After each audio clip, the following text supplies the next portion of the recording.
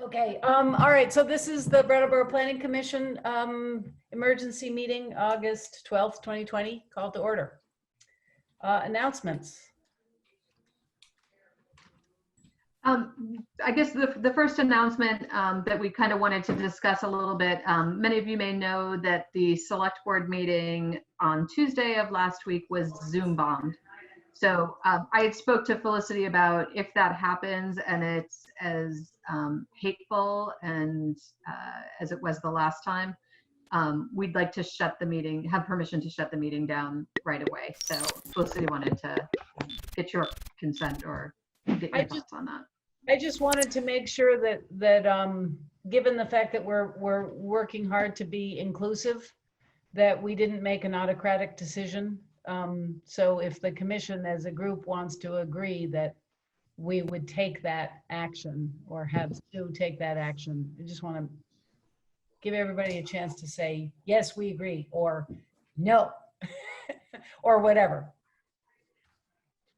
I didn't see the select board meeting, but I'm assuming it was just something extraneous and you said hateful that was people were, you know, bombing the meeting with, so it wasn't anything helpful. It was just spam, right? That seems to be. Yeah, it was written up in Brattleboro. It was just profanity Okay. and pornography. Okay. Yeah. Racist and homophobic and. That's awful. Okay. Yeah. So everybody good with that? Does that mean that the meeting would end and be adjourned at that point? It would be. Yes, and we would be in touch with you via email to reschedule. You also do have the option, though, especially since it's a relatively small group, of just booting the offender, changing the password. So it was because obviously the town council meeting was such a giant thing, and there was 100 people there. The person could keep coming in as a different person every time, so we couldn't always know who the offender was, and thus they were able to cause a lot more disruption because they kept getting booted and coming back as a different thing. Where what you can do here, you can just boot them and then change the password. So and then just put out a post somewhere saying the password has been changed. So like that's just another way of doing it without having to necessarily derail. So, well, maybe we ought to do that then, because given the fact that we've got so much work to do, I mean, basically we miss one meeting, we miss a whole month of work. So I would first, can whoever has the background noise put mute on? Yeah, the tricky thing with that, sorry, was it me? The tricky thing with that is like you were then having a non-public meeting. Are we able to do that? Like we need to have a public meeting, so we can't lock out the public by changing the password. And you know, then we'd have to advertise the password again, and we might get ourselves in the same soup. Right. Or keep booting the person that's the offender. Yeah, we can definitely, I mean, I can tell you from the select board meeting, it was a total hack job and it was not possible to figure out, because they kept coming in or whatever. We have different security settings now and it hasn't happened since that meeting, so I'm not overly concerned. I think I share Kathy's concern though, that we couldn't just start up another meeting in 15 minutes with a new password because that wouldn't be out there to the public though. And I would think the way you have it set, like, you could maintain the meeting and then shut someone's camera off and mute them, right? From your administrative. And so I would Yes, say, I can. It's essentially escorting them out of the room, right? But the meeting then can go on. Yes. Yeah. So in that case, we're not shutting the meeting down. We're simply saying we're taking a pause and to allow Sue to administratively withdraw somebody. Yeah, that'd be fine. Okay. Everybody okay with that? Yes, that's Kate. I'm in favor of trying it. Okay, good. Have to be adaptable. in the COVID era. So, Right. I mean, and the same thing is true. If a disruptive human walked into our meeting space, we would have to pause and find some way to escort them out. So, okay, great. Other announcements? I have no other announcements tonight. Anybody else? Public comment. Anybody from the public want to comment? All right. Yeah. I was just going to say I'm happy to be here. I'm just interested in all the different committees and what they do, and just wanted to observe. I might duck out early, but No worries. Nice to have you here, Ryan. Nice to see you again. hi, Ryan. Okay, approval of the minutes of our August 3rd meeting. I did read them. Did everybody else get a chance to look at them? So I need Kathy, you want to take a minute? You know that I was a good student when I was in school, right? Yes, Like this yes. is I only was too, and a I- recent version of the bad Kathy. Okay. Is there a motion to approve while we're giving Kathy a chance to read I them? move approval of the minutes of August 3rd. Second? Kate will second. Okay. There was something I had a question about. It was in the discussion of meeting norms. I thought that we were going to discuss tonight the small groups conversation or recommendations on meeting norms. Yeah, that I forgot to add that, Jess. I'll put that in there. Is it on the agenda for tonight? It is. Well, no, wait, sorry. Are you talking about the bylaws or the the grant? No, Which, I think Jess is talking about Doran, you and me, that we were supposed to get together and we have not. My fault, my bad. No, I spoke with Doran today about some of norms, and I thought we were going to discuss that today. Oh, okay, That but was so part then of that was part of the bylaws part, right? That was going to be maybe included. oh, it's true. It was in the bylaws. Yeah. Yeah, so I will make sure that language is corrected, but I did speak with Doran about some stuff he came up with, which we'll discuss. We'll plan on discussing. Okay, great. Yep. Thanks, Jess. Kathy, you okay? All right, all those in favor of approving the minutes as amended when, according to Jessica's suggestion? Thumbs up? Okay, the minutes pass. All right, review of the Planning Commission bylaws. Andrew, Sue, which one of you wants to take this? I'll start with the bylaws. I put in the Google Drive the edits so there's gender neutral pronouns. And then I did have some correspondence with the town attorney that I also shared in that drive about the conflict of interest policy. And in case you haven't had a chance to see it, it's pretty brief. I can tell you what he had to say, and this relates to whether or not we need to match what's in the charter. Just give me a second while it opens. He said, we have several instances in town where the commission or committee's conflict of interest policy is slightly different than the charter, and it is something we should try to make more uniform going forward. The charter states the overarching conflict of interest policy, and that needs to be adhered to. My preference is to leave it just with that language. He goes on, the language presented by the member addresses whether or not there is a conflict of interest, because there is some case law out there that indicates that if a conflict is no different than others, then it is not a conflict. For example, a select board member voting on lowering the tax rate. Yes, the select board has a financial interest in that vote, but it is no different than anyone else and is generally looked at as not being a conflict for which he or she would have to recuse himself or herself. That being said, I do not think this additional language is needed because it is understood that such is the case.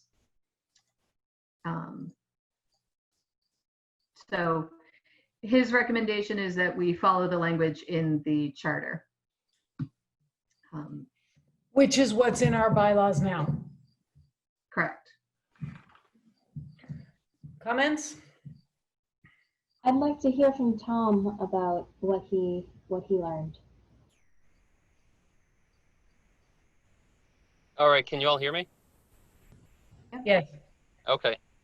Yeah, I responded to that email Sue forwarded. I mean, I didn't respond to the attorney, but anyway, my thoughts on that are that I understand, my perspective is that I understand the desire to have all the boards and commissions have bylaws that are based off of the overarching charter policies. And I don't know if this is an important enough issue to follow, to pursue in order to make it vary from the town charter. What I'm thinking now is that I think this is a valuable and clarifying provision in any conflict of interest policy, but now I guess I have my sights set on changing the policy in the town charter. However, who knows when the next charter revision opportunity will be. So that kind of brings me back to improving our policy. I'll just say that while an attorney who studies case law understands the conflict of interest and that the provision I'm proposing is implied, I think the layperson, which our bylaws and the charter are written for, doesn't understand that. And as you guys saw in the emails that I forwarded from the WRC director and the commission chair who was on the Guilford Select Board, both of their organizations had or currently have that policy. And Chris also said that he sees, that provision. He also sees that provision in lots of other agencies and organizations, conflict of interest policies, and the Vermont City League of Cities and Towns seems to recommend to have that. So I don't know how big of a deal it is to keep making, for commissions to keep making their bylaws vary from the town charter, but I think it's an important policy because it clarifies a conflict of interest policy that to the layperson seems kind of unreasonable.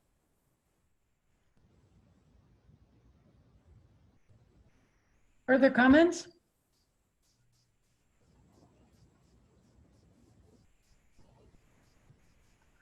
Tom, do you want to make a motion? Sure, but first I'll just ask Sue if continuing or changing commission's bylaws to vary, if that really irks, I mean, that's maybe the wrong word, but if it irks, more people or groups, or if it's how significant that is. Yeah, I don't have a good answer on how significant it is. I mean, personally, probably not hugely. Because if the case law, like in my mind, if the case law is there, then it's just, like you said, adding a layperson's kind of context to it. So I think, yeah, I guess I don't have a good answer for that. Okay. I think my question is, I just want to verify my read on what the attorney said is that while he thinks it's unnecessary to change, he thinks it's unnecessary to change the bylaw, but I don't think he found it problematic. Like he didn't think we were going to get ourselves into trouble by changing it. So I think agree with that, Kate. Yeah, I mean, I think if Okay. that assessment sounds right to others, I mean, I don't have a super strong feeling about it. So, if everybody thought it just is better for the layperson to make it clear, I'd go with that. Okay, I'll make the motion to add that provision to the conflict of interest policy to our bylaws. Second? Thank you. Motion's been moved and seconded. Are there any comments or are we ready for a vote? Okay, you want to do a hand vote or an eye vote? Let's do a hand vote. Hand vote, all those in favor of adding this to our bylaws, please put your hand up. Sorry, my Okay. connection's been cutting out a little bit, so I've been keeping my video off to help. Yeah, no, that's fine. All right, the motion passes. Thank you, Tom, for your work on that. And do we need to vote to change the pronouns? Or was that sort of by general acclamation? We should vote to change the pronouns. Okay, somebody want to make a motion on that? I'll make a motion that we change the pronouns. I'll second. Maybe we could just be a little bit more specific about the motion for just historically documented, information so people understand what the hell that means. We're changing the pronouns to make them gender neutral. Is Right. that's yeah. So I move that we change the pronouns in our bylaws to be gender neutral. Okay, great. And that's been seconded. I'll second that motion. Thank you, Tom. All those in favor, or is there any comment? All those in favor? Thumbs up. Okay, motion passes unanimously. Thank you. All right, that brings us to item F, interim zoning bylaw. Actually, we have to go back to do the norms. Yeah. Oh, sorry. They're not in my, yes, go ahead. Andrew, Doran, one of you Sure. want to? I will just give a brief introduction for Dorn, who will say what he found. But basically, he, from his experience with other groups, he came up with some inclusive norms that the commission could potentially adopt. Three main factors, which I think are great, simple, that address inclusivity, including transparency, communication, engagement. So Dorn, take it away. Yes, I am no wordsmith when it comes to drafting actual legal words, but the three sort of that are really looking at bylaws for different organizations that want to be incredibly inclusive for the community. The three words, transparency. That the Planning Commission seeks transparency for the projects it's engaging with, which means that they will be presenting the information they receive in a place that is accessible to the public via online, whatever. Then the second is communication. The Planning Commission works to make sure that they maintain open and honest dialogue with the community. They will engage with the community in as many inclusive ways as possible: public posting, social media, town website, so on and so forth. And the third is engagement. The Planning Commission will reach out to community members before proposals as presented to get feedback on said proposals, posting in the paper, posting on the town website, posting on Facebook, et cetera, et cetera. So those three are ones that, at least from doing a little bit of research, that I found are just three really nice, simple staples that you can go by, and that any proposal you decide to push through, if it's not kind of checking all those boxes, then you can question whether it's necessarily meeting the level of engaging with the public. At least that's what I kind of drew from talking about when you're discussing norms for engaging with the public. Okay, discussion? That actually brings up an interesting question for me. Putting the task of transparency, communication, and engagement more directly in the planning commissioner's hands. We do delegate and rely on the staff quite a bit to do the official communications. And I wonder if there are any town policies around commissioners or committee members engaging in that sort of communication. Sue, you want to answer that? Yeah, I'm just trying to think real quickly, there's been some social media at times issues with that, as just as you know.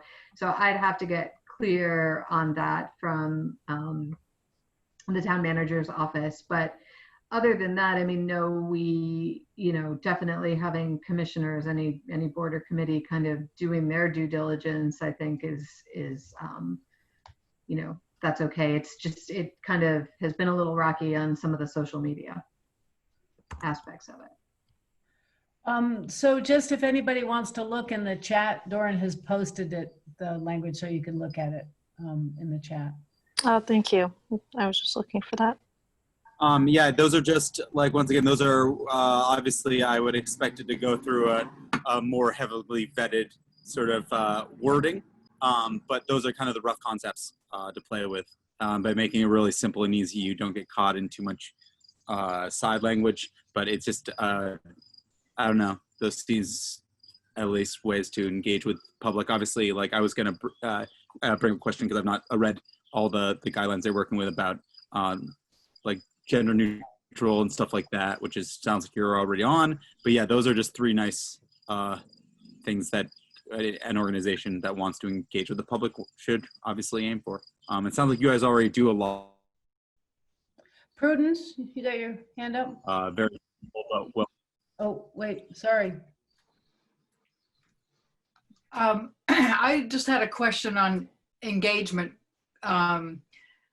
because it sounds like our meetings are open to the public, and it sounds like we want to make sure that people are aware of our work and are invited and feel welcome to participate, which, I mean, I haven't totally absorbed these, but it seems like transparency and communication would help that. But then the engagement norm sounds like, we might have had meetings and discussed it and had public participation, but then we'd have to go and do additional outreach. And I just worry about, so much process that we can't move forward and get things accomplished. So that's my, I don't think that's the intention, but that's a little bit of a concern, that we don't want to adopt a norm and not follow it. And also we need to be clear about who is going to do it, I think, which is. Yeah, other comments? Can I ask, because I thought the norms were going to be more about how we conduct these meetings and kind of other meetings go forward, not kind of the overall work that we do. So I'm wondering if Andrew and Doran talked about that at all, or was I just off the mark with that? Maybe we were all out. Maybe I was a little off the mark as well, but I guess maybe the way I look at it is that, specifically with transparency, is that if we're at a discussion item or a project or something we're working on, we're making sure that whatever that is, that we're always going to be transparent with the public, no matter what. Like you said, like checking boxes when it comes to making sure that project moves through. That's kind of the way I took it, but if maybe we could spend some more time and we could dive more into the meetings themselves. But yeah, sorry. I mean, if we missed the mark, I apologize. I know we just kind of threw Doran into this too, so, and I appreciate he just took the time to volunteer. So absolutely, and I don't mean to. I mean, I think these are all really important, and you can criticize whether we've done them well enough, but I think at least from a staff perspective, these are important and we try to, live up to them. So. Yeah, no, I understand. I think at least maybe in meetings, like if we're thinking about norms within meetings, one thing I also thought about the past week was, I know I did this when I was in college with the urban planning club, is that every time you introduce yourself or someone was new, you always did pronouns yourself, just to make sure that that's up front and that everyone, so you don't make a mistake and maybe hurt someone's feelings. That's something maybe we could consider adopting as well, since it looks like we're already changing that in the language. But when running meetings, that could be helpful and inclusive. I like that idea. Sue, I had the same thought you did. So because I think from the original conversation, I think the notion was, how do we make how do we make visitors or the public feel part of our meetings? Like, what are the practices we do actually in our meetings in order to make the public who come feel like they are welcome to participate? So I just sketched a couple of notions on the back of a napkin and then lost track of what I was doing. And so I never communicated them. But one of the things that I think is super important is some kind of notion of trust. And I don't have the language, I wrote it somewhere. The napkin is lost. Because I think if you want open dialogue, chances are that somebody's going to get offended, because nobody knows necessarily exactly what you mean when you're talking. And so if we can figure out the language appropriate to say, we all have to trust each other to know that we're all really trying to do good work, and we're not trying to offend anybody, and we're not purposefully trying to be exclusionary or any other sorts of things, because otherwise we can't. As I thought about this, I thought the thing that we have to do is we have to make sure that we continue to be efficient, because deliberative processes that I've seen crash and burn in the past are the ones that go on for hours and hours and hours. And as Doran said in the last meeting, he's able to participate right now because of COVID and because of underemployment.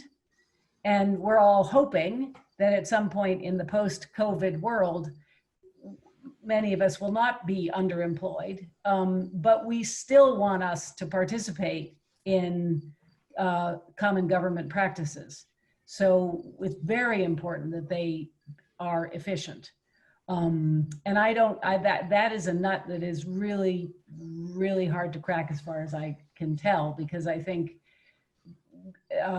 standards of inclusivity require an enormous amount of time to articulate. And that's why I think this is a conversation we need. It should be part of the conversation we're having in the beginning of September, because it's really important to try to figure out how you establish trust and create an environment where somebody feels comfortable saying, what you just said really offended me. And I need to just say that so that I get it off my chest, and then I can move on. But I'm trusting that you didn't mean to offend me, but you did, and so now I'm offended, and I'm feeling,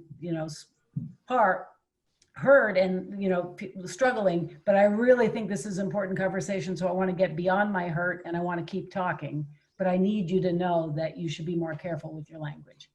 And we have to be able to get through those sorts of conversations in order to move on and continue to be efficient. I don't want to hold up efficiency as a really important thing, but just in my professional experience, when you're not efficient, that's when people come in and say, we don't need deliberative dialogue. We don't need democracy. We have to get stuff done.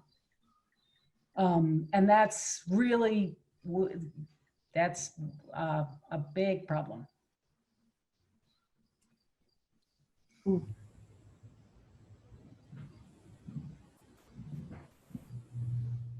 I agree. I think, unfortunately, that's one reason that some people who are really interested in the content of town meeting don't run anymore, is because the meetings are so very long. And probably people really disagree with that, because I know it's only one day. But anyway, I think we have to strike a balance. And so I kind of agree with what you say, that sometimes democracy can be less effective because people will turn off if it just is, if things go on and on too long. Yeah. And that's why I know that our primary job right now is to get these zoning laws passed on so the select board can act on them and that can be in place. So I don't want to, I don't want to throw a wrench in the works, but I do think that is really important to try to work that out. I mean, if we can crack that nut, never really liked that metaphor, but anyway, then that would be a major step in the right direction to getting a better government. So it's worth working on, I think. So, what's that noise? was just gonna say, I have put along some framing questions that sort of was. Can everybody go mute except Jessica? All right. So I was part of the instigation of this norms discussion, and I just didn't have time the last couple of weeks to participate in the conversation. But I did send along some framing questions, and maybe I could join in the conversation in the next couple of weeks before our next meeting to sort of address more specifics with what we want to do with norms.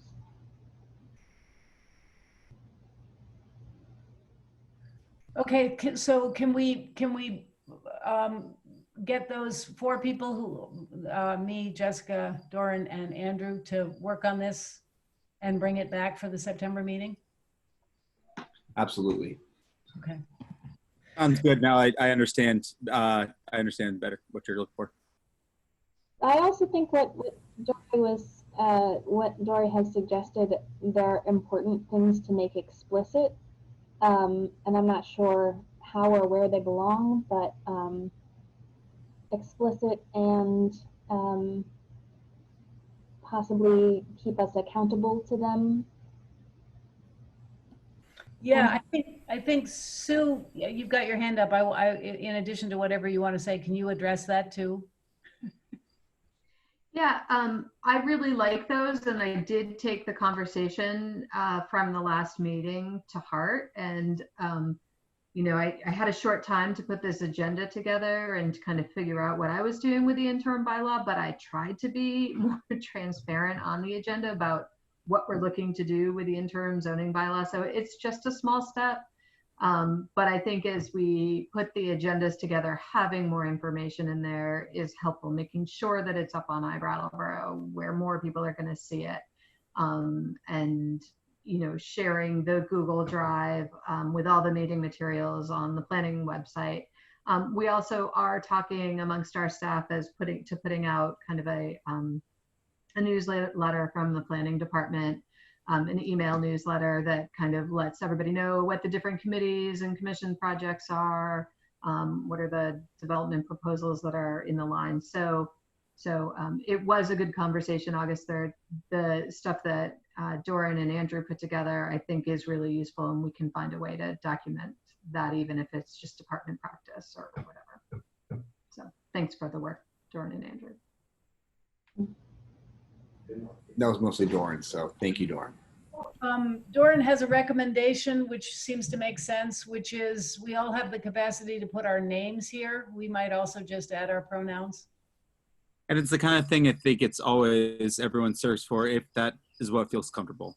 By people using their preferred pronouns that are more traditional pronouns, you provide a safe place for those people who do not go by the gender normative pronouns. Yeah, and that I volunteer at Youth Services on their court diversion panel, and they recommended to us that we not voice our pronoun preferences because that has turned out to make people uncomfortable. So I don't know if that's what you just said, Doran, but anyway. Well, I think it's thinking at the same time that I was trying to listen to you. But I don't. Yeah, I think it's the kind of things that figure out how to do this. So it's the kind of thing is that if it feels comfortable to you, you provide the opportunity. You don't leave a requirement one way or the other. If some people have it, it's nice because it lets people know that they can share their preferred pronouns. Some people do not, totally fine too. You don't make a requirement to, but by some people offering it, you do provide the opportunity for people to express if their preferred pronouns are not gender normative. All right, great. Somebody's going to have to tell me how to do this, but I'm going to do it later. Are we ready to go on to the next project? Yes, Kathy. Just a quick back to the norms. I think as you guys are continuing to work on it, and I think it would be helpful to also consider what the interface is between the norms and our values, the value work that we did. So that's all. Okay. ready for bylaw zoning? Okay, Sue? Okay, so I hope you had a chance to take a look at the interim bylaw. So just to frame it a little bit, you probably saw the lengthy purpose where it talked about the town plan and how we wanted to be able to provide affordable housing in Brattleboro that meets the needs of a variety of households, whether it's housing insecure and the homeless, to retired people, to residents looking to downsize, you know, the whole gamut. We also, I spent some time working with the Vermont Housing and Community Development Division, where we had our regulations reviewed by the Congress for New Urbanism and their team that were working on this project in the state of Vermont about how to allow for the creation of different housing types in the hopes that they'll become more affordable. And so with that information and their kind of critique of our regulations, that was another piece that went into what we're proposing. And then of course there is the coronavirus CARES funding grants. And the fact that George came to us, and also I was aware that there are some grant funds for people who want to create housing, either rehab housing or create new units for low-income people, and it will remain that way for 5 years. And that's in a move to try to rehouse the homeless people that are in the hotels right now. So all of these things are kind of coming together to say we want to loosen up our zoning regulations really quickly so that people can take advantage of CARES funding, and also give us some time to work through some of the other housing issues that we might take on, and regulatory changes. So that would come out of the municipal planning grant.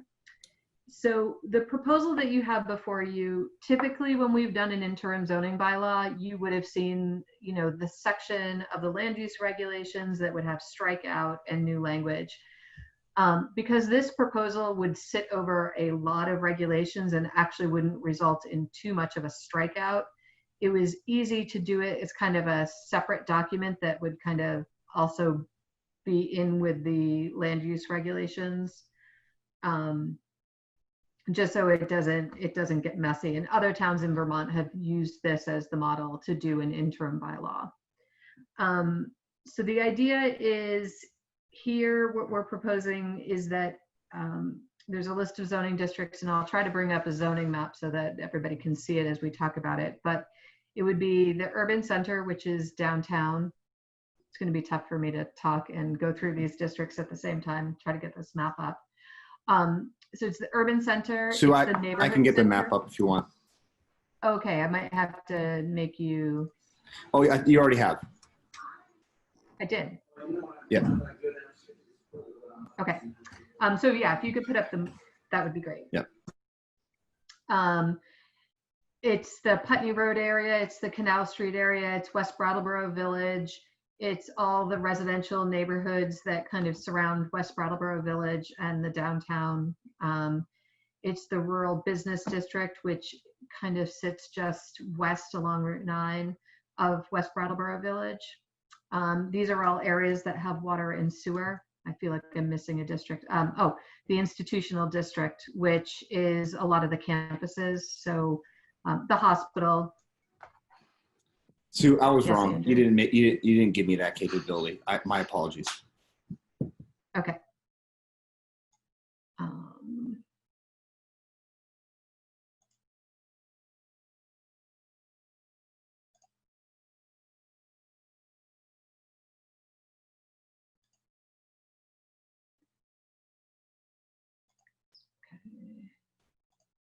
I think you're all set, Andrew. Yeah, so the institutional district, where properties such as the hospital is in that, the Winston Prouty campus is in the institutional district. I think SIT World Learning. When we get this map up, you'll see it's the IT, it's the gray areas. So basically on this map, it's everything but the purple. which is the industrial zoning districts, which you see both on the north and the south ends of town.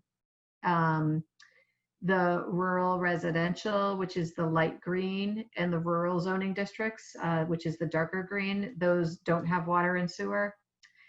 And then the blue waterfront zoning district, I also did not include. A lot of that is in the floodplain, so it's not necessarily, it's not areas that we want to be encouraging a lot of densely developed housing. And then a lot of it is, Living Memorial Park is in there. A lot of properties that have a lot of physical constraints are in there as well. So that's not included. But the rest of the zoning districts, it kind of aligns with smart growth policies to make these areas more dense and take advantage of the infrastructure that exists. So it's, a lot of these have public transportation. They might be easily walkable to, some services, obviously the water and the sewer. So in these zoning districts, what we're proposing is that we would get rid of the density caps that lie within the dimensional standards. So each zoning district has a lot of dimensional standards. You've got the setbacks, you've got the building footprint, you have the height of a building. You have also other standards such as, you need to have room for parking, and you need to have, well, that's kind of the big one, parking for residential. So all of those things act as some constraints on how you can develop the lot. We also have this dwelling units per acre standard. So for example, in the residential neighborhood, you can have one dwelling unit per 6,000 square feet.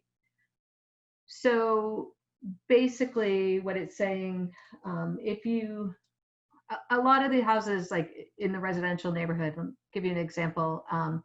If the big apartment building at the corner of High Street and Grove Street, not Grove, sorry, Oak Street. It's the big yellow building. I can't remember how many units are in there, but that property is a little over 1/4 of an acre. So that's got 12,756 square feet, approximately. That property, say that building existed and you could only get 2 units out of that, which, having this density cap sitting on there is really limiting the number of housing units you could get out of there. So if somebody has a house along High Street, a lot of them are quite large, and they want to have 4 units in it because it's an affordable way to maintain the building. If you looked at the lot sizes, a lot of them are small, and maybe they would only get 2 units out of it. So having this density cap on there is really just some sort of artificial number and doesn't make much sense.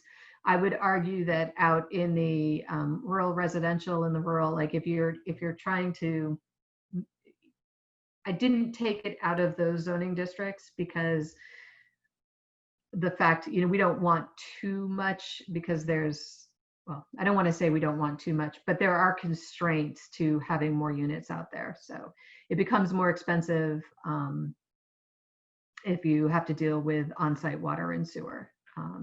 Plus, we don't want kind of haphazard development. We don't want all this dense development out on the farther reaches of town because the road system isn't great and emergency services need to get out there. So therefore, it increases the cost to the municipality. So that's kind of the theory behind that. So that's kind of an overview of getting rid of the density caps. I don't know if I rambled too much and if you have some questions on that. I have a question. Go ahead, Jess. Does this also, would this also allow for someone to subdivide their property?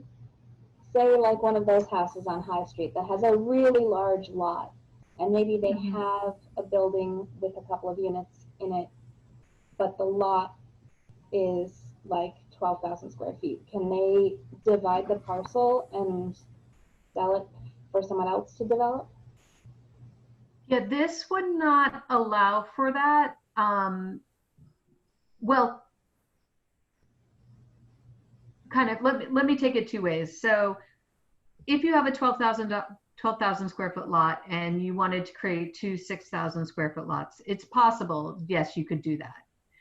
With having the density caps in place, and say the existing house maybe has 3 units on it, we would actually say, no, you're making it non-conforming because you could really only have 2 lots on that. So that would prevent a subdivision of that property.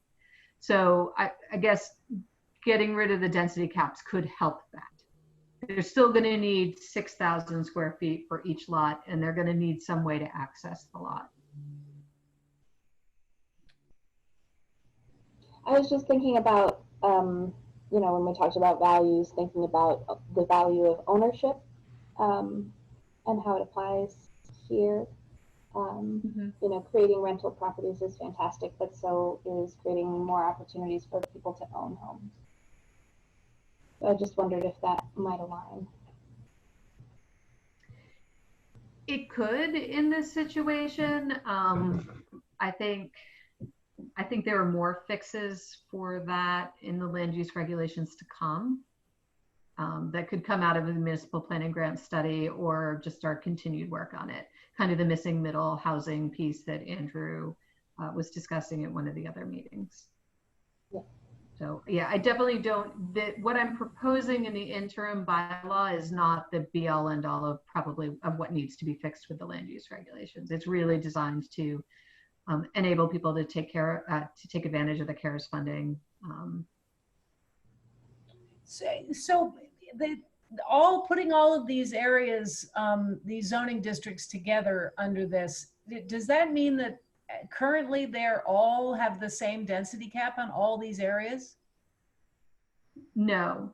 And actually the urban center does not have a density cap. They each have different density caps. So the service center has 18 dwelling units per acre. The mixed use has, is it 12 maybe? Let's pull that up. They each have different caps.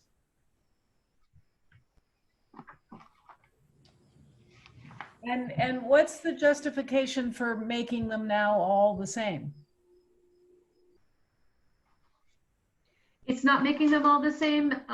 It's just getting rid of this kind of artificial thing that is really not needed, because they all have different minimum lot sizes. They all have different setbacks. Some have different parking standards. If you're in the urban center, you actually cannot create new on-site surface parking.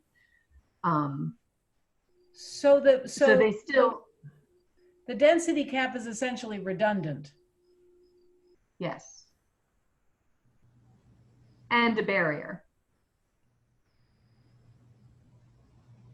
So we've had applicants come forward, you know, that live on Chestnut Street, or, you know, they've got 3 units in a building that looks like a single family house. And, you know, they want to create a 4th unit in the, you know, say it's like a raised ranch. They want to create a 4th unit in the lower part. And, you know, we've had situations where they come forward and, you know, we can't allow them to do that because the density cap only allows for 3 units due to their lot size. Where they may have plenty of room to accommodate the parking and to accommodate trash and, you know, other things that can become a nuisance in the neighborhood. And those are kind of the things you're trying to control against. But we have to say no because we've got this density cap. And we know right now in Brattleboro, there's, you know, a tight housing market.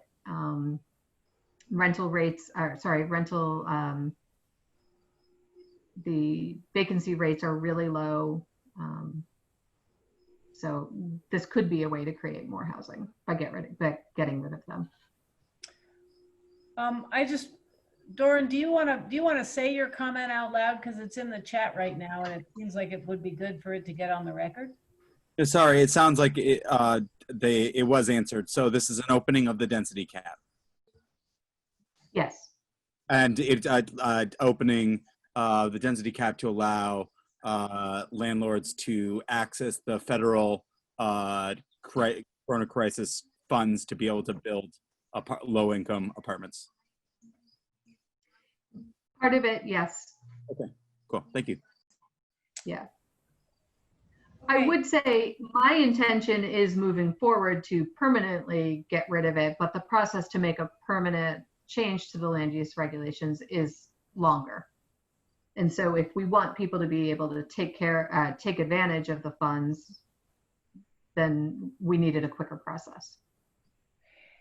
So can you, just from my own understanding of the process, when were these density caps put in place? Well, these most recent ones were put in place in 2015, but as far as I know, Brattleboro has always had density caps. It's a fairly common Euclidean type zoning tool. So they predate the smart growth principles. They do. Okay. They do. A lot of zoning regulations have moved to, instead of separating uses, it's more about what is the form of the building and how does it fit with the neighborhood. And so they've become less concerned about the use, more concerned about design, where we went a little bit of both ways. But I think that you could argue we have lots of different standards. And what I found working with these most recent changes is that sometimes they end up creating barriers. So we still have the traditional Euclidean, which is, the side setbacks so that you're separating uses and what might be, incompatible, giving some space. And then there's also performance standards. So if you've got a loud use or a noxious use or something, there's some standards for that. And then there's also the design standards to kind of, control what it looks like, because that's where a lot of regulations have moved over the years. Are we anticipating that if this passes today and it goes to the select board to get voted on, are we anticipating there might be a public outcry against it? I don't actually have a good pulse on that right now. Anybody else on the commission have any idea? Go ahead, Doran. Just coming from tenants union world, any low-income apartments are definitely sought after overall. But I think there's always making sure that in the building of them, they don't become just sort of low-end, slummier apartments, because generally there's not much option. So generally, more low-income, the better. But always making sure that they're not too low on that end. Mm-hmm. Do we have a way to, such as it's possible within zoning regulations, to try to help that or whatever, backstop that problem, Sue? We don't, I wouldn't say, in the regulations. We have other town ordinances when we've had problem landlords. It tends to be, well, a couple of things. So we now have the rental registration list, and there's kind of more frequent inspections. So I think that's, that is, one tool in place. We often have trash complaints, and so that's something that is handled by the health officers and the zoning administrator, so we can ticket for that. We definitely have some problem properties, I would say, where the landlords are not taking good care. I have a I have a question, and I was trying to find the answer, because in the idea of things that people might ask about. One of the things in the interim bylaw proposal is changing the residential neighborhood. So that's the yellow on the map. Right now, single and duplex are permitted, and anything higher is, higher numbers are conditional. So the proposal is to make 3, 4, and 5 units, 5 units only in existing structures, permitted. I was trying to satisfy the question I thought might come up is, what about the other areas? So, what's permitted in, mixed use by comparison? Because I wondered if people then might wonder, does that mean residential would be allowing more or the same? And I'm having trouble pulling it up because my connection's lagging. So I was going to ask. It's okay. I do have it all right here. So Thank I you. can go through each of them. I thought this might be a question. In the mixed use district, the 3 unit, 4 unit, and 5+ is a permitted use. Same with service center. You can have 5 or more as a permitted use. Let's see, in the rural business, 3, 4, and 5 are actually all conditional uses. I wasn't so troubled by that because a lot of the rural business is floodplain. There's not a lot of residential there. It's mostly some commercial there, but that could be a place that you want to suggest a change. And actually in the institutional zoning district, actually all of the housing is a conditional use.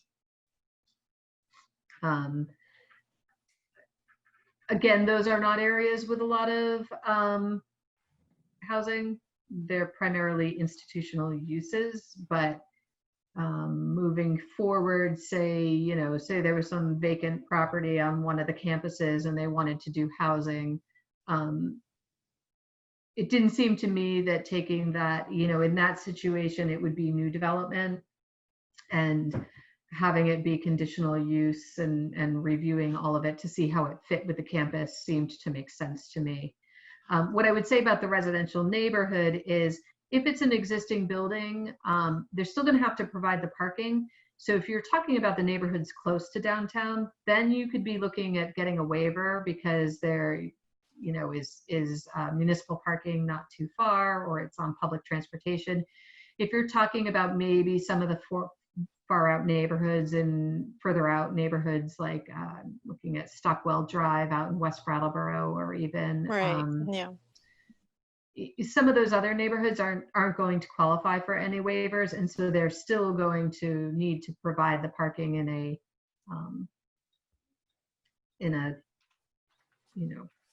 not a haphazard way. The word is escaping me. In an organized way. So that was something we felt like the structures exist, the character is there. So one of the criteria that they review under conditional use is character of the area. It's a residential character, that's not really changing with the number of uses. I've got a question on the parking. So there still are parking requirements that vary with each of the different zoning categories. Yeah, it's not okay, because I misread that and thought we were saying that it could all be on-street parking, and then that creates its own problems in terms of use of the road. No. Okay. All right. No. Great. That takes care of one of my major concerns. Yeah, for residential housing, it's one parking space per dwelling unit. For 1, 2, or 3, that's probably enough. There is a recognition that might not be enough once you get to 6 or 7 units, because you might have multiple people with cars or visitors or that kind of thing. So, but it is one. We don't want to overbuild on the parking either. So just for the purposes of sort of public clarity, transparency or communication, I don't remember which, conditional use doesn't necessarily mean you can't. It just means you have to go through the DRB. Everything else, you just go ahead. Everything else, you get a permit that is issued by the zoning administrator. So you just, you can apply through the staff and Yeah, it's it's administrative and it's still subject to review. I mean, I've had to go through it so that it's still reviewed and made sure that there aren't problems.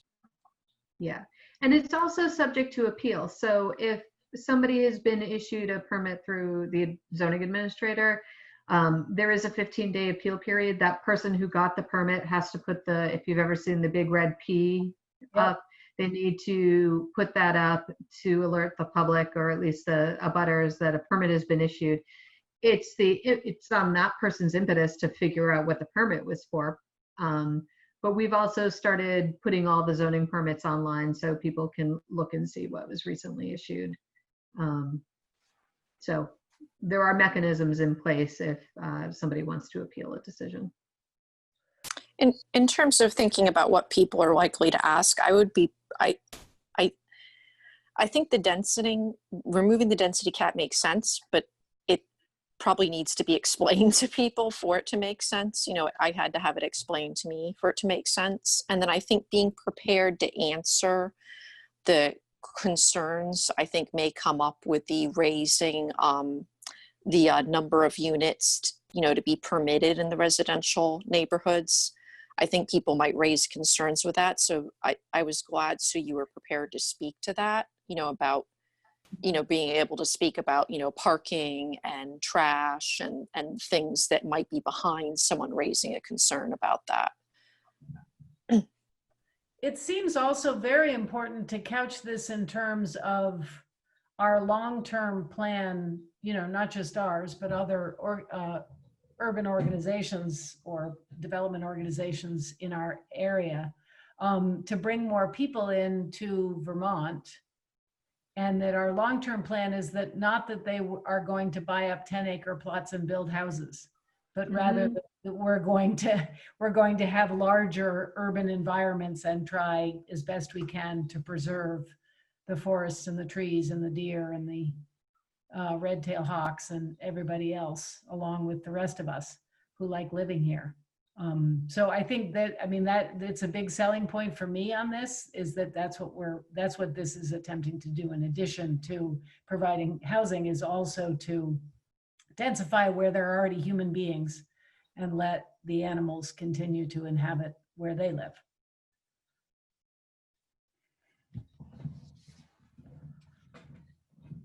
And I think when our zoning bylaws were reviewed by the state and their consultant team, they said, well, we had all these statements in our town plan about wanting to densify and wanting to provide different types of housing, but yet our regulations were maintaining the status quo. So we really weren't doing that. So, that's important as well. So going forward, Sue, is the protocol that I'm just assuming that we're by and large mostly in favor of this as a commission. So I'm thinking ahead to. Felicity, can I just make a comment? Yeah, please. Or question? Yes, absolutely. I forgot that probably most people are still in that view with the image, so you can't all see my hand being raised. No, I can't. Sorry. Yeah, I just remembered that. Thanks, Sue, for bringing up explaining a bit more the institutional rationale. That was the only one that popped in my mind as potentially dramatically changing the zone. All the others have some amount of residential already permitted, but I think as you went over, institutional, I think doesn't have any permitted, just accessory dwelling.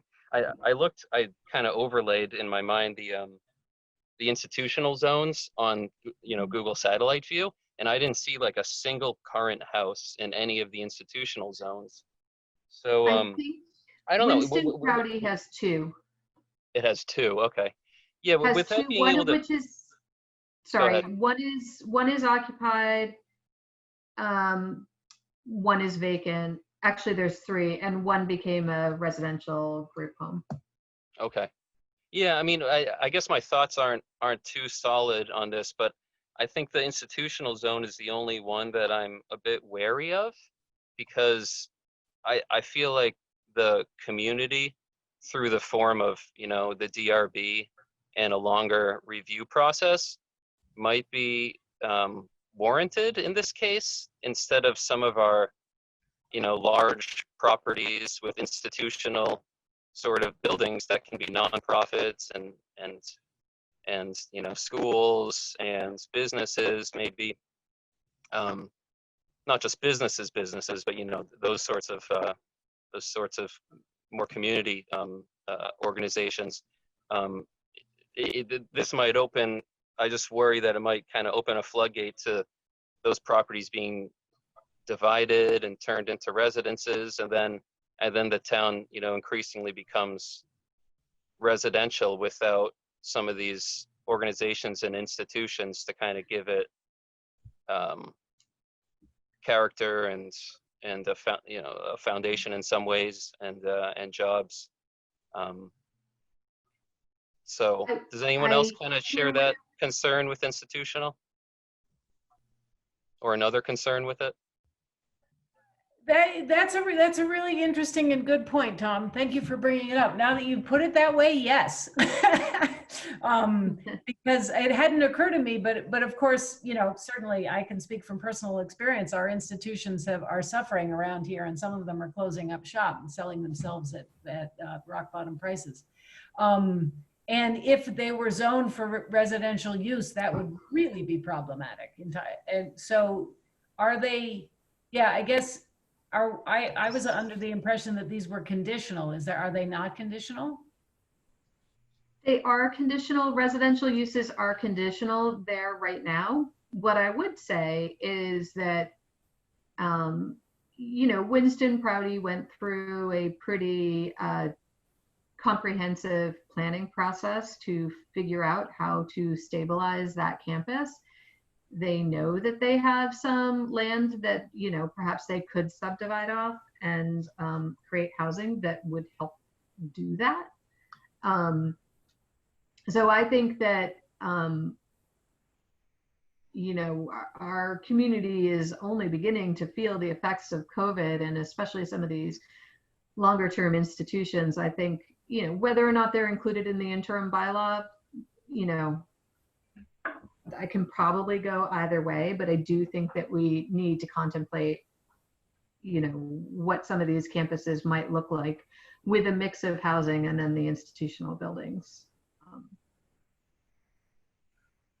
And so I think that by removing the density cap, though, it could help. Like, you know, they're still allowed to have housing there. So it's going through the conditional use. Removing the density caps just kind of maybe helps them create denser housing. And if you look, I mean, probably with the exception of the World Learning Campus, you know, they're all, you know, situated kind of in the urban compact area of the town.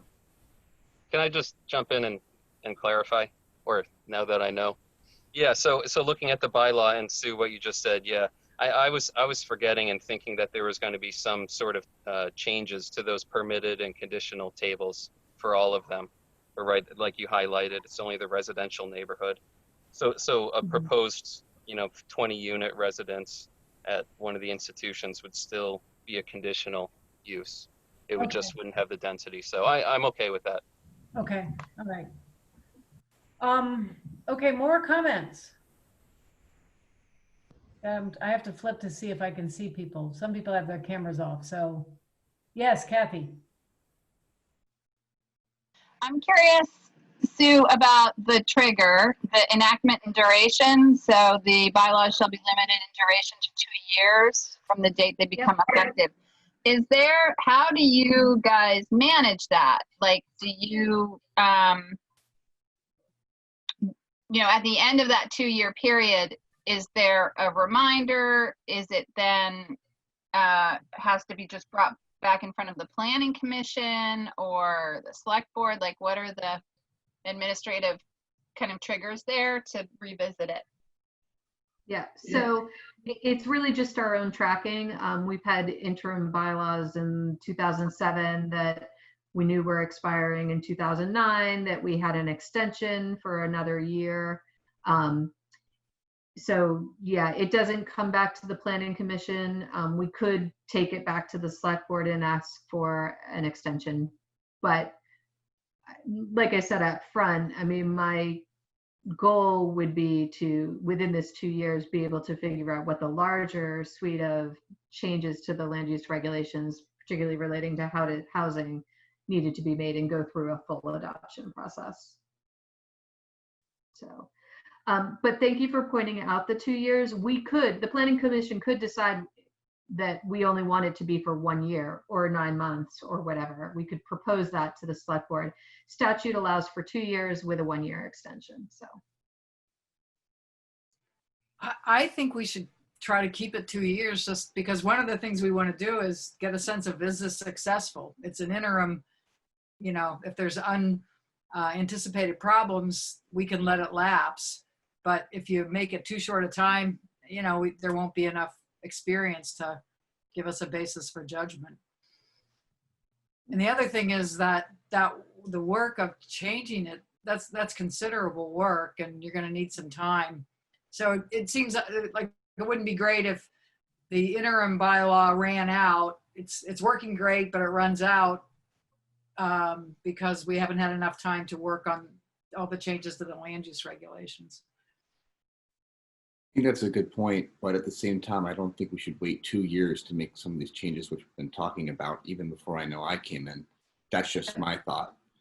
Specifically looking at infill housing in the missing middle, I think we could definitely hope. I would like to see us get to that within a year, but I mean, I understand completely. Obviously, things take time, but at the same time, how long do we want to keep doing some of these projects?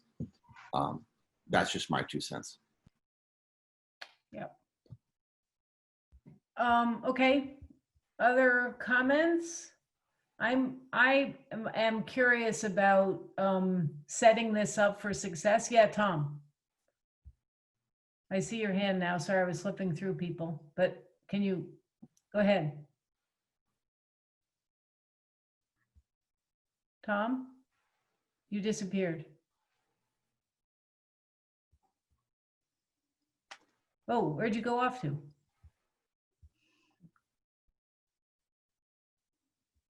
Sorry, can you hear me now? Yes, a little bit. Okay.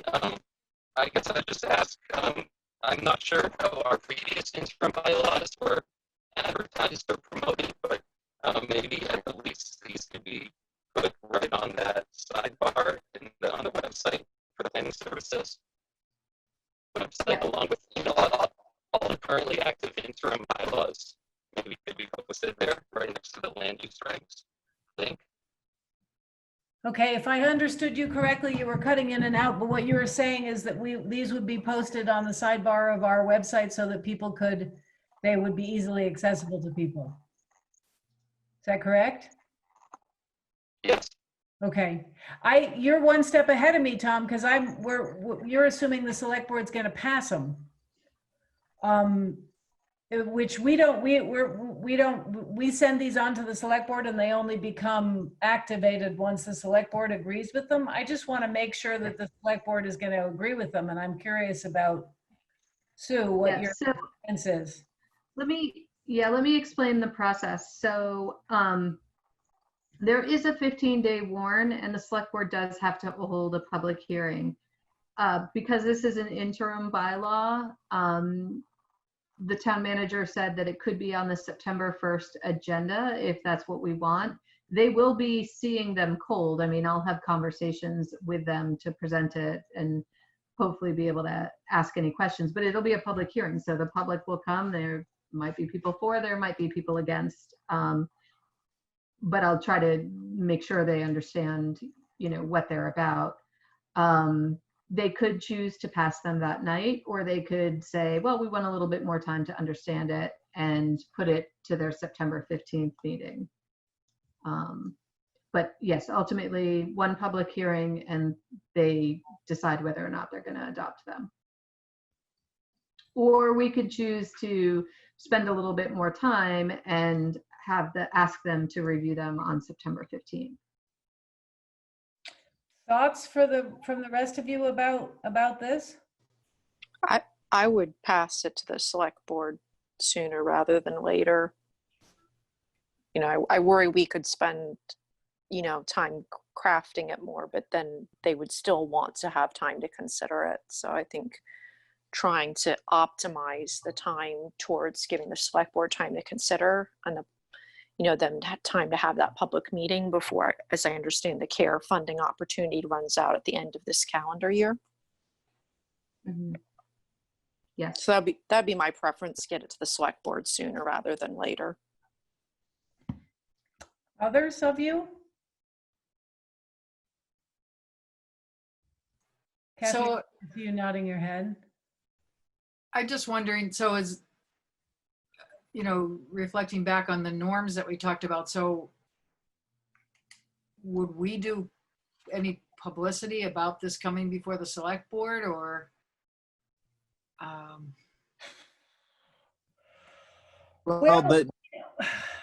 Sorry, who's speaking?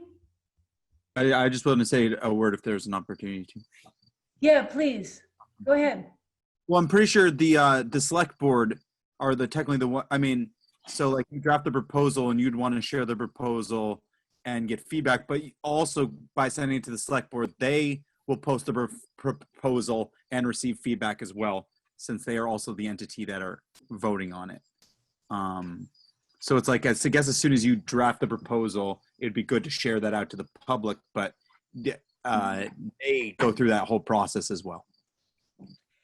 Yeah, I mean, I think this is one of these, to me, and sort of an edgy area. We're theoretically, I'm saying this in the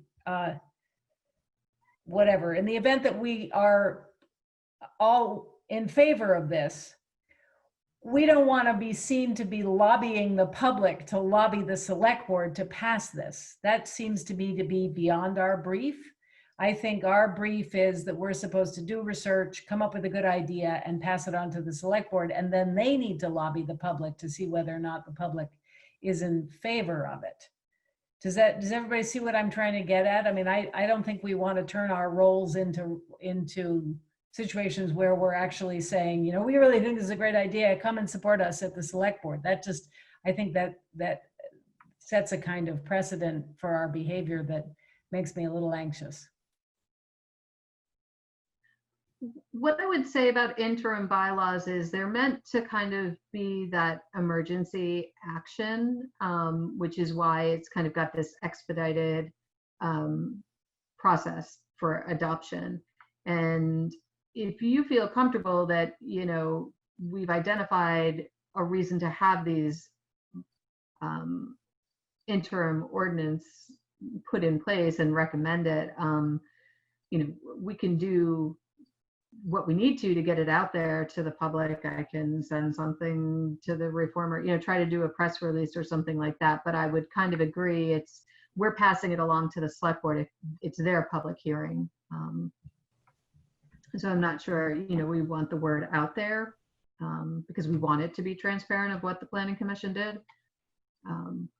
I guess the thing that I really want front and center and understandable to anything we pass on to the select board is exactly the value added for this. And the value added is densifying the downtown and offering more housing opportunities that are affordable.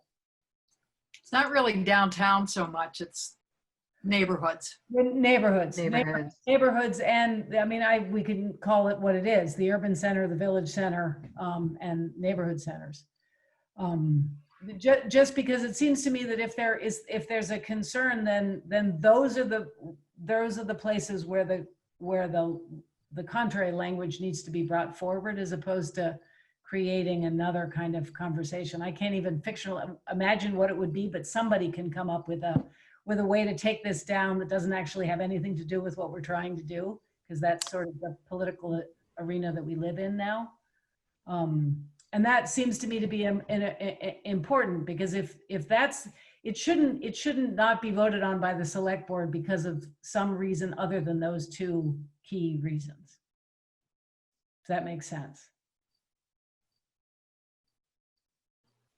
I think so. Felicity, I think we're suggesting is we want to make sure that when we pass it along, we're, stating right up front what the goals are and what the value we believe we're adding and the needs we think we're addressing are. Yeah, exactly. And to go back, swing around to our values, I think we can also utilize them: sustainability, togetherness, equity, equality, connectivity, vitality, diversity. And in the outside chance that somebody subdivides their home and then sells off the subdivision to another person so they co-own a single unit, ownership. So it covers quite a number of the values that we've articulated we're trying to make decisions around. May I just interrupt, ask a process question of Sue and Andrew? When we pass this to the select board, I think, do they have an opportunity to amend it before adopting it? I believe they do, but I don't recall. Yes, they do. Okay. They do. Yeah. They could amend it or they could send it back to the Or planning send it commission. back, yeah. Okay, Yeah. Thank you. But when they amend it, does it come back to us? Not necessarily. It doesn't have to. Well, With previous select boards, I mean, this is a different select board than who passed the last land use regulations. We had kind of worked that through, and they wanted the planning commission to make changes and address their concerns before they adopted it. But this select board could be different. mhm. Okay. So other comments on that? Or are we ready to go ahead and make a vote? Kathy, I see you nodding your head. Kate's ready to make a vote if others are, yep. Kate, you want to go ahead and give us a motion then? Okay, I'm gonna make a motion that we pass the amended regulations to the select board for their consideration. Second. All right, the motion's been made and seconded. Are there comments? Can I just say, instead of amended regulations, can we use the term interim? Oh, my apologies. I make a motion that we pass the interim regulations. Did I say that right? To Yeah. the select board for their consideration. Thank you. Thank you. You gonna second that one, Kathy? Second. Yes, sir. All right, all those in favor of the motion that has been made and seconded, raise your hands and I'm- actually say aye because I can't see you all. Kate's raising her hand, but it's gotten dark in here. Okay. Tom is in favor. Tom is in favor. Jessica? Wait. No. Prudence? Okay. Kathy? Yep. Okay. Me, aye. Yes. All right. Thank you. Well done. Is there a way you can get out of share screen so I can look at my agenda? All right. I think that is it. Is that it? That is it. We're at item C, where we need a motion to adjourn. Just before we adjourn, Felicity, when someone shares a screen and it takes over your computer, if you hit escape, it will minimize it so you can access the other bits of your computer. Thank you. That's good to know. Good to know. Good to know. Because otherwise you think, Actually, oh, can I? yes. What? So we've had some experience using Zoom and GoToMeeting. Does planning commissioners want to express a preference for meetings moving forward? I thought Zoom seemed a little stabler. I did have some latency, but I think I experienced more latency with GoToMeeting. Could just be my experience. I don't know how others felt. I agree with that for me personally. Tom says this works better for me. Me too. Me too. Okay, Zoom. Okay. Zoom it is. Zoom it is. All right, thanks, everybody. Thanks, Sue and Andrew, for getting this ready for this meeting. That was a lot of work, and we appreciate it. See you all in September. Kate's going to make a motion to adjourn this meeting. Oh, Second? all those in favor of adjourning? Aye. Aye. Bye. Take care. Stay safe. Okay. Take Thanks, care. everybody. Bye, guys. Thank you.